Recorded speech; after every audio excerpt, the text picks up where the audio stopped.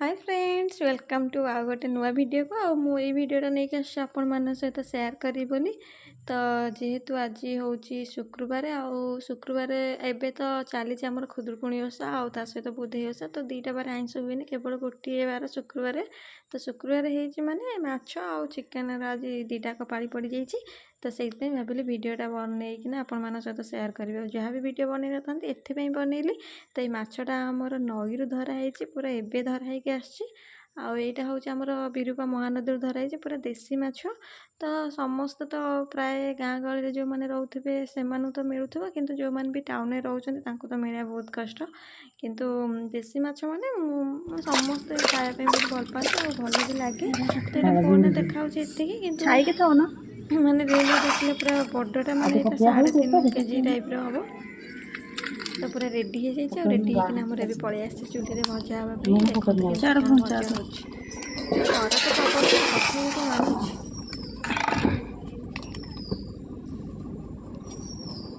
हाँवा गला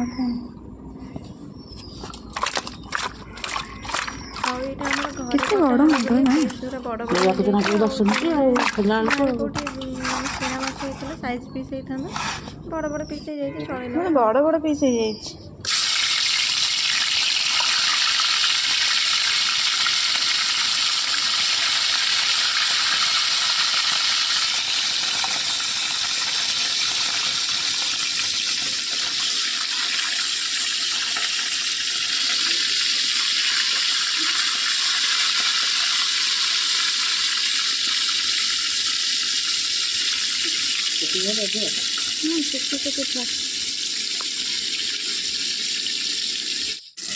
এটা ବହୁତ ସମୟ ଲାଗିବ ଭାଜିବା ପାଇଁ ଖାଲି ନା ଘଣ୍ଟେ ଲାଗେ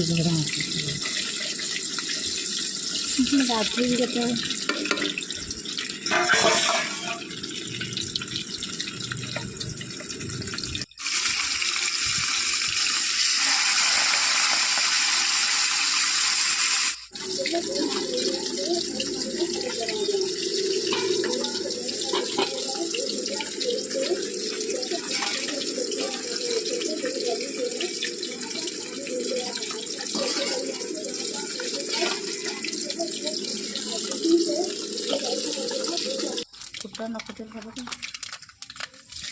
ଏବେ ମାଛ ଭଜା ପୁରା ସରିଯାଇଛି ମାନେ ତରକାରୀ ପାଖକୁ ପଳେଇ ଆସିଲାଣି ତ ମୁଁ ସବୁ ଭିଡ଼ିଓ ବନେଇ ପାରିନି କାହିଁକିନା ମୁଁ ଚିକେନ୍ କରିବି ବୋଲି ସେପଟେ ଥିଲି ତ ଯେତିକି ଯାହା ଭିଡ଼ିଓ ବନେଇଛି ଆଡ଼ଜଷ୍ଟ କରିନେବି ଆଉ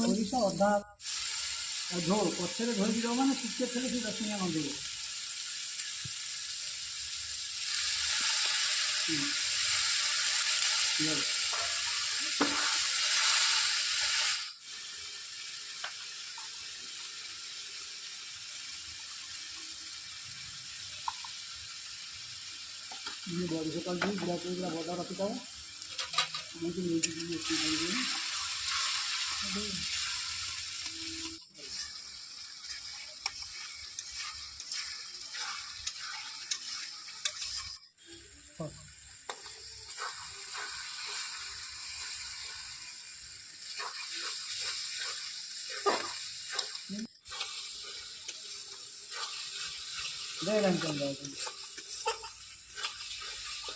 पड़े जगह भारी रही पड़े कपड़ा में पड़े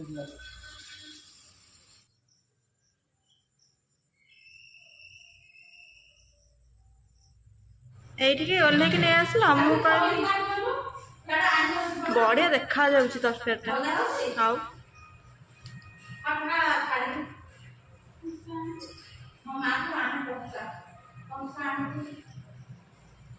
ମାନେ ପତଳା ଝୋଳ ହେଇଛି ବଢ଼ିଆ ଦେଖାଯାଉଛି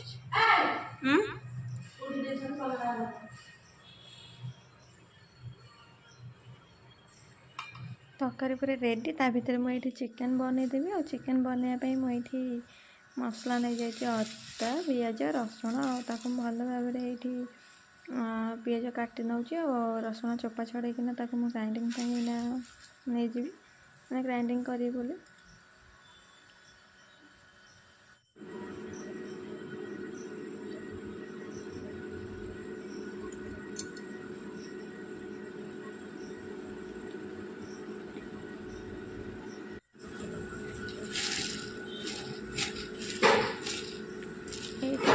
ନେଇ ଆସିଥିଲି ଆଉ ଚିକେନ୍କୁ ମୁଁ ଏଇଠି ଭଲ ଭାବରେ ଧୋଇଦେଲି।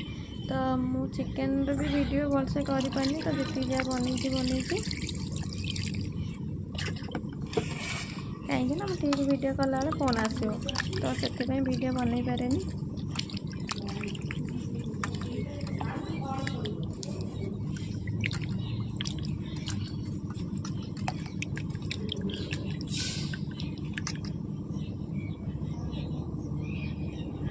ତ ଏଇଠି ମୁଁ ତାକୁ ଭଲ ଭାବରେ ଧୋଇ ନେଇଛି, ଆଉ ଧୋଇକିନା ତା ସହିତ ମୁଁ ଏଇଠି ଲୁଣ ଆଉ ହଳଦୀ ପକାଇକିନା ତାକୁ ଭଲକି ମ୍ୟାରିନେଟ୍ କରିନେଇଛି। ତ ଟାଇମ୍ ଥିଲେ ମୁଁ ଆ ଦେହରେ ମାନେ ଦହି ଫହି ଯାହା ବି ସବୁ ପକା ହେଇକି ହୁଏ ମୁଁ ସେମିତି ବନେଇଥାନ୍ତି, କିନ୍ତୁ ଛାଡ଼ ସେମିତି କରିଦେବା ଆଉ। ଯେହେତୁ ମାଛ ତରକାରୀ ସେପଟେ ତ ହେଇଛି ନା, ସେମିତି ନର୍ମାଲ୍ କରିନେବା ଆଉ।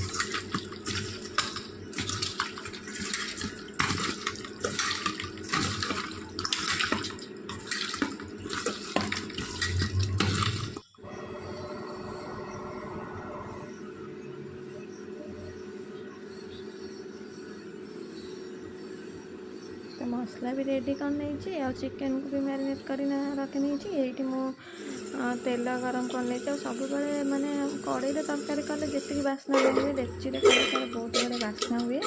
ଆଉ ସେଥିପାଇଁ ମୁଁ ଡେକ୍ଚିରେ କରିଛି। ଏଇଠି ତେଲ ପକାଇ ପିଆଜ ପକାଇ ତା ଦେହରେ ମସଲା ମସଲି ଯାହା ଦେବା କଥା ପକାଇକିନା ଭଲ ଭାବରେ କଷେଇଛି।